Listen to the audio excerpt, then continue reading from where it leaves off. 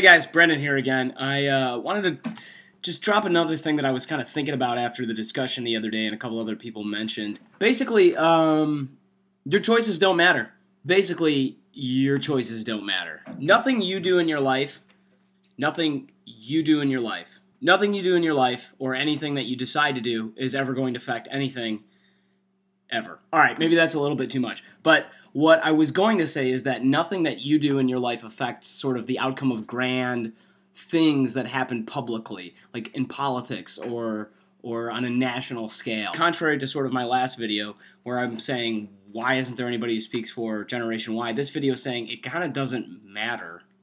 All right, here's what I'm talking about. So in a study done by Martin Gillens and Benjamin Page of Princeton and Northwestern, respectively, entitled Testing Theories of American Politics, Elites, Interest Groups, and Average Citizens, their conclusion was dark. Basically, they found out by doing some research that it doesn't matter what the voting populace believes. All of the decisions over the last 70 or so years since the New Deal have essentially been done by a very small group of people wielding a lot of power. That is terrifying. Terrifying. And I'm kind of wearing this military hat, maybe ironically, because it's sort of a survivalist kind of thing, but like truly, it doesn't matter what you say or do. American politics is really out of your control. This is, of course, a super strange finding and really unsettling, even they say it themselves in the article.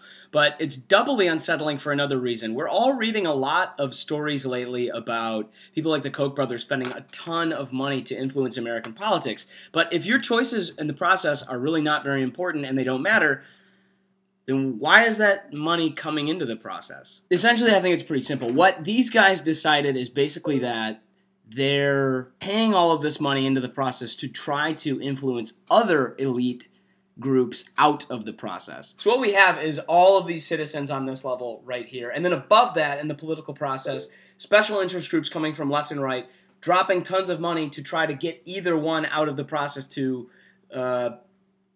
This, of course, is really interesting. And one of the first things that came to mind for me was the conservative focus on consumerism, especially during the Bush era, where we were all told after 9/11, basically go back and go shopping. That's kind of what we need you to do. So de facto, we have a group of people at the bottom of the spectrum who have no necessary impact on the political process, and we're telling them to continue to shop. Now, all these zombie narratives are starting to make sense to me. So there's an Adam Curtis documentary that's very fascinating called The Century of the Self. I'll link it in the show notes, and you should definitely go check that out. So one of the things that Adam Curtis talks about in this documentary that I think is fascinating and relevant to this discussion is how advertising in the last century has focused increasingly on how the products that you choose to consume in your own life decide who you are. That is that you can shop at Hot Topic, or you can shop at Aeropostale, or you can shop at... But all of your choices are essentially done in the mall, and they're done in a very corporate and increasingly narrow kind of way. That is, the freedom that you understand in your own life is through these consumer choices. Delicious.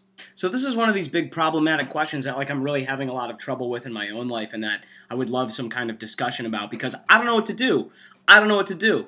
Nobody knows what to do. We had hundreds of people mobilize and occupy Wall Street. We had all of these types of things take place across the country and internationally, honestly. And part of the argument against them has been that they don't really have goals, or they don't really have specific directions, but that's not true actually whatsoever. Some of the largest goals that especially Generation Y has had has definitely been reduction in the cost of education.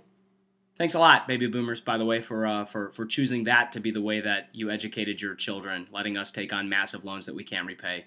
You guys are really winning the battle on Best Parents of the Year here. Obviously, bad economy, things like this, and increasingly open, liberal, personal choices. Honestly, nothing could be less American to me than not allowing me to smoke weed and sell alcohol at a farmer's market. That seems totally bizarre. You can do those things in France, by the way. You can't smoke weed, but you can sell alcohol. I'm just kidding. You can totally smoke weed. Okay, so that's all beside the point. The thing that I'm getting at here is that I don't know what to do with this information. I really don't. We don't have an impact on the political process, and we're essentially sitting back and watching two titans or many titans or many monsters go at it in front of us. It's like a really bad Pacific Rim. Okay, maybe I needed a better movie reference there, but it's a bad thing. We have no point in this process whatsoever. I'm not really sure what the solution is, But I'd love to hear your thoughts. Leave a comment below, and of course, click the subscribe button. Meanwhile, the madness continues.